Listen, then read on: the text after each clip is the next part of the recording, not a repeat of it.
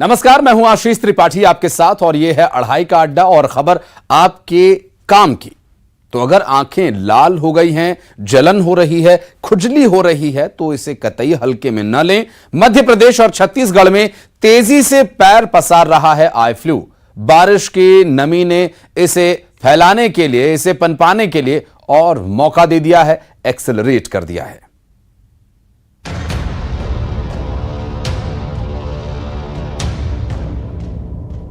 तो मामला आंख का है और नजर के मामलों को नजरअंदाज करने का नतीजा बहुत घातक हो सकता है। बारिश के चलते बढ़ी नमी ने आई फ्लू को और घातक बना दिया है। लिहाजा सावधानी व सुरक्षा के फॉर्मूले पर चलें। सबसे ज्यादा केयर की जरूरत है बच्चों को। देश के साथ साथ मध्य प्रदेश और छत्तीसगढ़ में बच्चों में आई फ्लू संक्रमण के आंकड़े ज्यादा हैं। चलिए पहले जान लीजिए कि कब सावधान हो जाना है, यानी क्या है आई फ्लू के लक्षण। आंखों का सफेद हिस्सा पूरी तरह से गुलाबी और लाल हो जाना, आंखों में खुजली और दर्द के साथ साथ लगातार पानी निकलना, ये एकदम शुरुआती लक्षण हैं, जो कई और वजहों से भी आते हैं, इसीलिए अनदेखी ना करें।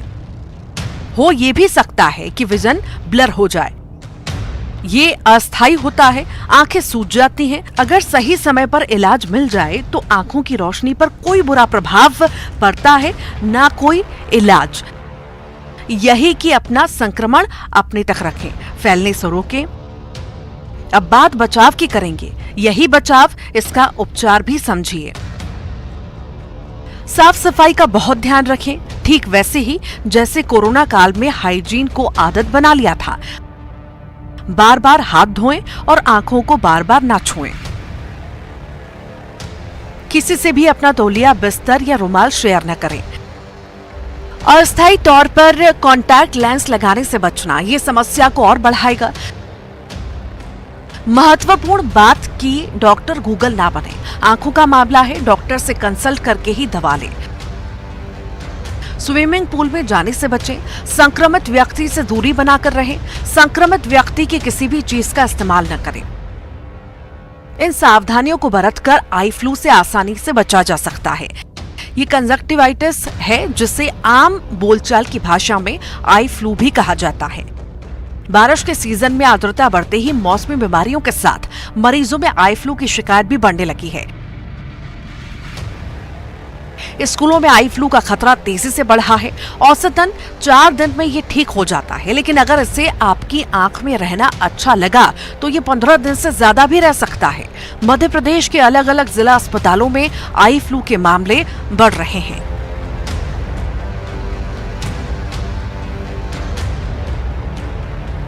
राजधानी भोपाल में ही रोजाना संक्रमण के मामले आ रहे हैं। एनएचएम ने आई फ्लू को लेकर बाकायदा एडवाइजरी जारी की है। स्वास्थ्य विभाग को लोगों को जागरूक करने को कहा गया है। छत्तीसगढ़ के अलग अलग जिलों में भी आई फ्लू के मामले बढ़ रहे हैं। अंबिकापुर के नवोदय विद्यालय में ही 12 से अधिक बच्चे संक्रमित मिले हैं। इसके बाद सीएमएचओ ने स्वास्थ्य शिविर लगाकर लोगों को जागरूक करने के लिए कहा है। मुंगेली के नवोदय आवासीय विद्यालय के अलावा अस्पतालों में भी संक्रमित लोग पहुंच रहे हैं। कोरबा के हाल और ज्यादा खराब है। रोजाना जिला अस्पताल में करीब 20 आई फ्लू संक्रमित पहुंच रहे हैं। तो बहुत सावधानी रखना जरूरी है। पहले खुद को बचाएं और फिर भी संक्रमित हो जाएं तो तत्काल डॉक्टर से इलाज कराएं। Bureau report, news 18। चलिए आगे बढ़ते हैं, लेकिन उससे पहले आपको यह जरूर सुनना चाहिए कि भोपाल के सीएमएचओ डॉक्टर प्रभाकर तिवारी क्या कह रहे हैं। भोपाल के सहयोगी वासु चौरे उनसे बातचीत करने के लिए पहुंचे थे। प्रदेश की राजधानी भोपाल समेत मध्य प्रदेश और देश के कई इलाकों में कंजक्टिवाइटिस यानी कि आई फ्लू तेजी से फैल रहा है। बड़े पैमाने पर जो छोटे बच्चे हैं वो इसकी चपेट में आ रहे हैं। भोपाल के सीएमएचओ प्रभाकर तिवारी सर हमारे साथ इस वक्त मौजूद हैं। सर, क्या कुछ हालात फिलहाल आप देख रहे हैं इस आई फ्लू के चलते, क्या परेशानियां लोगों को हो रही है? देखिए, जैसा कि आप जानते हैं कि ये जो मौसम रहता है इसकी एक खासियत ये है कि टेम्परेचर बहुत कम नहीं रहता और ह्यूमिडिटी काफ़ी बढ़ जाती है, और ये समय सभी वायरल डिजीजेस के फैलने के लिए बड़ा ही सेंसिटिव होता है, बड़ा ही आइडियल होता है। तो आपने देखा होगा कि साल भर के दौरान इस मौसम में वायरल डिजीजेस और इसी तरह से वेक्टर बॉर्न डिजीजेस सबसे ज़्यादा देखने को मिलती हैं। जैसा आपने देखा होगा कि जो आई फ्लू आप बोल रहे हैं वो मोटे तौर पर कंजंक्टिवाइटिस, वायरल कंजंक्टिवाइटिस है, और वायरल कंजंक्टिवाइटिस भी एक वायरल डिजीज है जो कि आम तौर पर एक सेल्फ लिमिटिंग डिजीज है, मतलब उसको अगर हम कोई इलाज ना भी करें तो वो अपने आप ठीक हो जाता है। तो Bhopal CMHO Prabhakar Tiwari sir, doctor साहब हमारे साथ थे और उन्होंने साफ तौर पर बताया कि सावधान रहने की जरूरत है, घबराने की कोई जरूरत नहीं है, इलाज इसका उपलब्ध है और कई मामलों में तो ये अपने आप ठीक हो जाता है। आई ड्रॉप्स इसके लिए आप ले सकते हैं और भीड़ भाड़ वाले इलाकों में जाने से अगर बचेंगे तो बहुत हद तक इससे बचा जा सकता है। वीडियो जर्नलिस्ट मोहसिन खान के साथ न्यूज 18 के लिए भोपाल से वासु चौरे। तो आंखों का मामला है, नजर का मामला है, नजरअंदाज बिल्कुल भी ना करें। आंखों का ध्यान यूं भी हमेशा रखना चाहिए, क्योंकि ये आंखें ही हैं जो इस खूबसूरत दुनिया का आपको दीदार कराती हैं, और सबसे पहले आंखों का इस्तेमाल करते हैं हम, तब कहीं जाकर और हमारे शरीर के जो अंग हैं वो काम करना शुरू करते हैं। तो स्वाभाविक है हमारे शरीर से जुड़े जो बैलेंस करना या फिर शरीर को किस तरफ ले जाना है, ये सब कुछ हमारा इंटेलिजेंस काम करता है, वो आंखों से शुरू होता है। और doctor Prabhakar Tiwari CMHO JP hospital हमारे साथ जुड़ गए।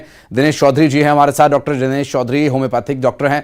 सर, आप दोनों का बहुत स्वागत है। लेकिन तिवारी जी, मैं आपसे शुरुआत करता हूं। बहुत ही कम समय होता है हम लोगों के पास, लेकिन आंखों का एक विषय ऐसा है कि इस पर अगर पूरा दिन भी चर्चा की जाए तो कम पड़ेगा। लेकिन ये आई फ्लू जो फैला है सर, पहला क्या कदम उठाना चाहिए जो बच्चे या जो बड़े इससे पीड़ित हैं, प्रभावित हैं, क्या कर सकते हैं इससे बचाव के लिए? जैसा कि आप जानते ही हैं कि गाइडलाइंस इसके लिए जारी की गई है। सबसे बड़ी बात हमेशा से डॉक्टरी भाषा में कहा जाता रहा है, prevention is better than cure. तो सबसे पहले तो हम इसका प्रिवेंशन करें, और प्रिवेंशन बहुत आसान है। वायरल कंजंक्टिवाइटिस से बचना कोई बहुत मुश्किल बात नहीं है, और वायरल कंजंक्टिवाइटिस अपने आप में कोई सीवियर डिजीज नहीं है जब तक इसके ऊपर सेकेंडरी इन्फेक्शन ना हो जाए। तो जैसा आपने बताया, बहुत मोटी मोटी सी चीजें हैं। पहली चीज तो आंखों को बार बार हाथ न लगाएं। जब भी आंखों को हाथ लगाने की जरूरत हो, अपने हाथ अच्छी तरह से साबुन से धोकर तभी उसको हाथ लगाएं। इसके अलावा विशेष तौर पर सावधानी बरतनी चाहिए उन लोगों को जो आंखों में कॉन्टेक्ट लेंसेज लगाते हैं, क्योंकि उसमें बार बार हैंडलिंग की जरूरत पड़ती है। तो अगर हो सके तो कॉन्टेक्ट लेंसेज को लगाने से बचें, और अगर आवश्यक है तो अपने ऑप्थेल्मोलॉजिस्ट की सलाह से ही उपयोग करें। तीसरी इंपॉर्टेंट चीज है, क्योंकि ये फैलने वाली बीमारी है, तो भीड़ भाड़ वाली जगहों, स्विमिंग पूल्स वगैरह से इस समय बचने का प्रयास करें। और इन सावधानियों के बावजूद अगर घर के किसी सदस्य को हो जाता है वायरल कंजंक्टिवाइटिस, तो उनकी जो पर्सनल यूज की चीजें हैं, जैसे टॉवेल्स वगैरह हैं, पिलोज वगैरह हैं, उनको अलग रखें, जिससे घर के दूसरे सदस्यों को ये बीमारी न फैले। और जो सबसे इंपॉर्टेंट चीज है वो ये है कि सजग रहें। आपको अगर कोई भी ऐसा लक्षण दिखाई देता है, बहुत सिंपल है, आंखें लाल होने लगे, या आंखों में खुजली चलने लगे, या आंखों में फॉरेन बॉडी सेंसेशन जैसा लगे, दर्द हो, तो तुरंत अपने निकट के स्वास्थ्य केंद्र पर जाकर इसकी जांच कराएं और उनकी सलाह के हिसाब से आगे ट्रीटमेंट लें। सेल्फ मेडिकेशन से बचें, क्योंकि ये हमारे इंडियंस में बहुत ज्यादा प्रॉब्लम रहती है कि वो अपने घर पर ही उपचार शुरू कर देते हैं। कोई देसी घी लगाना शुरू करता है, कोई पान के पत्ते से सिकाई शुरू कर देता है। ये नुकसानदायक हो सकता है। सबकी जो आंखें हैं या सबकी जो बॉडी टाइप्स है वो अलग अलग होता है। प्रभाकर जी ने इस बात पर फोकस किया। मैं चाहूंगा दिनेश जी इसको पूरा करें। दिनेश जी, बच्चों में ज्यादा हो जाता है ये, क्योंकि बच्चे अमूमन ध्यान नहीं देते, बाहर खेल रहे हैं, उन्होंने आंखों को हाथ लगा लिया। अब चूंकि बारिश का मौसम है, बारिश में भीगने से बच्चों को बहुत मुश्किल हो जाता है रोकना। बच्चों में ज्यादा होता है, क्या कारण है? इम्यूनिटी स्ट्रांग नहीं होती बच्चों की इस वजह से, या फिर जैसा कि उनकी चंचलता कारण होती है इसके पीछे? जी सर, चूंकि हम भारत में रहने वाले हैं, और भारत में सबसे प्राचीन चिकित्सा पद्धति जो है आयुर्वेद, उसमें महर्षि सुश्रुत जी ने हजारों साल पहले औपसर्गिक रोगों के बारे में बताया गया है। औपसर्गिक रोग अर्थात संक्रामक रोग, मतलब कंटेजियस रोग, इनकी संख्या 4 बताई है। उन चारों में एक नेत्र अभिसंध अर्थात अभी जो कंजंक्टिवाइटिस वायरल कंजंक्टिवाइटिस है वो, दूसरा होता है ज्वर, तीसरा होता है शोष और एक कुष्ठ रोग चौथा जो स्किन डिसीज है। इन चारों रोगों को संक्रामक और औपसर्गिक रोग इसलिए कहते हैं कि यह एक दूसरे व्यक्ति के संपर्क में आने पर, एक दूसरे व्यक्ति को टच करने पर या एक साथ रहने पर ये फैलते रहते हैं। तो यह जो अभी आई फ्लू का रोग है, इसका वर्णन हमारे भारतीय चिकित्सा पद्धति में हजारों साल पहले हमारे आचार्यों ने करके रखी है। और जैसे सर ने कहा कि इसके फैलने के जो कारण है उसका भी वर्णन सुश्रुत संहिता में बड़े विस्तार से किया है। उन्होंने कहा है कि यदि सभी लोग साथ में रहते हैं, एक दूसरे को स्पर्श करते हैं, एक साथ सभी मिलकर खाना खाते हैं और उनके एक दूसरे के यूज़ किए हुए कपड़े, तौलिए या ब्यूटी प्रोडक्ट्स यूज़ करते हैं, तो इससे यह आँख जो संक्रामक रोग बताए जिसमें से एक ये नेत्र का रोग है, आंखों का रोग है, आई फ्लू, ये भी एक दूसरे से फैलता है। और आप देखिएगा बच्चे आमतौर पर स्कूल में जाते हैं या घर पर रहते हैं तो अपने दोस्तों के साथ खेलते हैं, आंगन में खेलते हैं, स्कूलों में भी खेलते हैं, एक साथ पढ़ते हैं, उनका पानी पीने का, उनका सब मिल बैठ कर खाने का सिस्टम, और स्कूल में एक दूसरे के साथ pen, pencil, rubber, toffee exchange करने का उनका प्रमाण ज़्यादा होने से बच्चों में यह खतरा ज़्यादा होता है। क्योंकि जो वयस्क होता है वह जो प्रिकॉशंस बताए हैं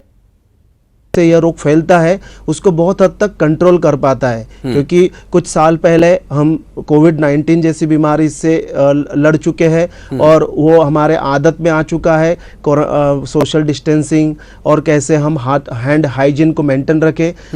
लेकिन छोटे बच्चे ये सब चीज़ें करने में बहुत सक्षम नहीं होते और चाहकर भी वो इतना प्रिकॉशन नहीं फॉलो करते। इसलिए एक चीज मैं आपको रोक रहा हूं, जो जिन लोगों को ये हो गया है, जिनके आई फ्लू आ गया है या जो ठीक हो रहे हैं या जो इस दौर से गुजर रहे हैं, होम्योपैथिक ज्यादा बेटर है या एलोपैथिक दवाइयां लेना ज्यादा बेटर है? दिनेश जी।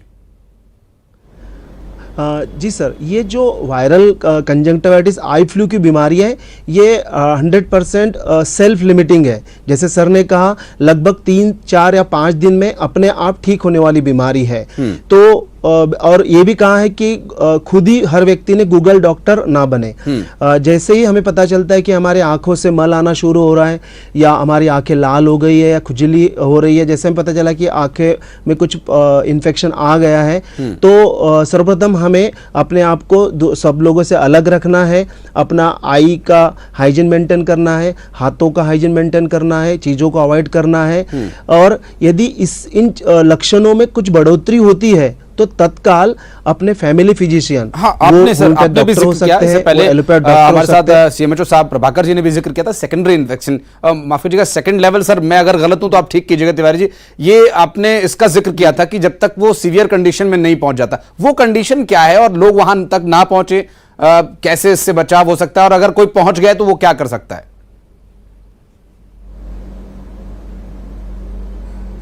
बहुत सिंपल सी चीज है। आमतौर पर जो वायरल कंजंक्टिवाइटिस है उसका इलाज करने में हमारे जो सिंपल मेडिकल ऑफिसर्स हैं, एमबीबीएस डॉक्टर्स हैं, वो भी सक्षम होते हैं।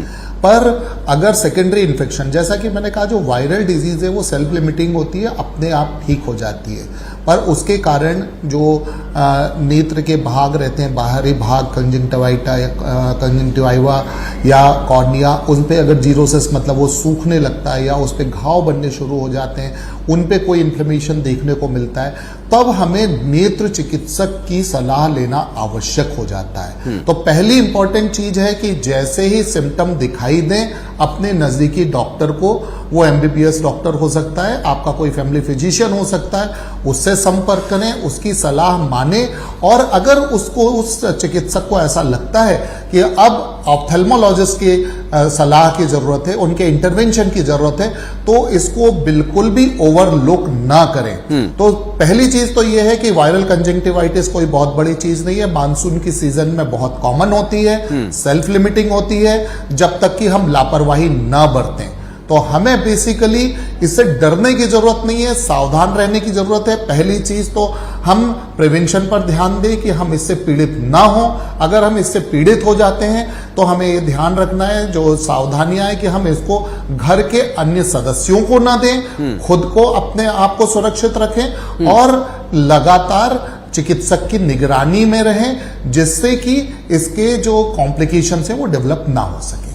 जी बिल्कुल सीएमएचओ साहब, बहुत बहुत शुक्रिया आपका समय निकालने के लिए। आप हमारे साथ जुड़े। प्रभाकर तिवारी जी बहुत बहुत शुक्रिया। दिनेश चौधरी जी, आप दोनों का समय निकालने के लिए। तो जैसा कि हमारे दोनों ही एक्सपर्ट्स का ये कहना है कि अपने आप डॉक्टर ना बने, गूगल पर सर्च करके, क्योंकि उसमें आधी अधूरी जानकारी आपके पास होती है। जिस तरह से सुश्रुत या फिर वाग्भट के या चरक संहिता के बारे में जिक्र कर रहे थे दिनेश जी, उनका ये कहना है जो जानकारियां उसमें दी गई हैं गूगल पर उसकी आधी अधूरी जानकारी मिलेगी। तो आप इसका इस्तेमाल जब आपको पूरी जानकारी हो तभी करें। और जैसा कि सीएमएचओ साहब ने कहा कि ये सोशल डिस्टेंसिंग से, इम्यूनिटी के इफेक्ट से अपने आप ही ठीक हो जाने वाली परेशानी है, लेकिन अगर आप इसे आगे बढ़ने का मौका ना दें। बहुत बहुत धन्यवाद सर आप दोनों का हमारे साथ जुड़ने के लिए। और बढ़ते आगे, ग्वालियर से इस बीच एक बड़ी खबर आ रही है, वो ये कि मध्य प्रदेश में नर्सिंग परीक्षाओं पर फिलहाल लगी रोक बरकरार रहेगी। ग्वालियर हाईकोर्ट में नर्सिंग परीक्षा को लेकर एक महत्वपूर्ण सुनवाई हुई। हाईकोर्ट में सीबीआई ने नर्सिंग कॉलेज की जांच रिपोर्ट की पेश। सीबीआई ने मध्य प्रदेश के 271 में से 140 कॉलेजेस की रिपोर्ट पेश की। 50% कॉलेज खामियों के साथ संचालित करते पाए गए। आईएनसी के डाटा में छेड़छाड़ पाए जाने पर कोर्ट के सख्त तेवर। जिम्मेदार अधिकारियों पर एफआईआर दर्ज की जाएगी। मेडिकल यूनिवर्सिटी की हालत जो दिए तले अंधेरा होता है ऐसी ही बन गई। सुशील हमारे सहयोगी इस वक्त फोनलाइन पर हैं। सुशील, ये टिप्पणी बहुत ही सख्त है कि दीपक तले अंधेरा। बिल्कुल सही बात है। देखिए, ग्वालियर हाईकोर्ट में नर्सिंग परीक्षाओं को लेकर आज एक अहम सुनवाई हुई। इस सुनवाई के तहत आज हाईकोर्ट ने नर्सिंग परीक्षाओं पर जो 27 फरवरी से रोक लगी है उस रोक को हटाने से इनकार कर दिया है। साथ ही आज इस मामले में सीबीआई ने अपनी मध्य प्रदेश के कॉलेजों की जांच रिपोर्ट पेश की है। सीबीआई ने मध्य प्रदेश के 271 में से 140 कॉलेजों की जांच रिपोर्ट पेश की है। इसमें सीबीआई ने बताया है कि इनमें से करीब 50% से ज्यादा कॉलेज ऐसे पाए गए हैं जिनमें खामियां हैं, लगातार खामियां पाई गई है। इसके साथ ही कोर्ट ने जो 50% कॉलेज लगभग जिनकी संख्या 70 है और उन कॉलेज को लेकर भी इंडियन नर्सिंग काउंसिल को निर्देश दिए हैं कि वो अपने जो डाटा है वो डाटा सीबीआई के साथ मैच कर कोर्ट में रिपोर्ट पेश करे। अगर इंडियन नर्सिंग काउंसिल के डाटा में छेड़छाड़ पाई जाएगी तो उनके अधिकारियों के खिलाफ सख्त कार्रवाई की जाएगी, एफआईआर दर्ज कराई जाएगी। साथ ही कोर्ट बहुत शुक्रिया सुशील आपका इस पूरे मामले पर जानकारी देने के लिए। नजर आप बनाए रखिए, इसमें ताजा अपडेट के साथ दर्शकों के पास फिर लौटेंगे। बहुत बहुत शुक्रिया फिलहाल आपका इस पूरी जानकारी के लिए। एक छोटे से ब्रेक के लिए हम यहां रुक रहे हैं, आप कहीं मत जाइएगा, बहुत जल्द लौटते हैं।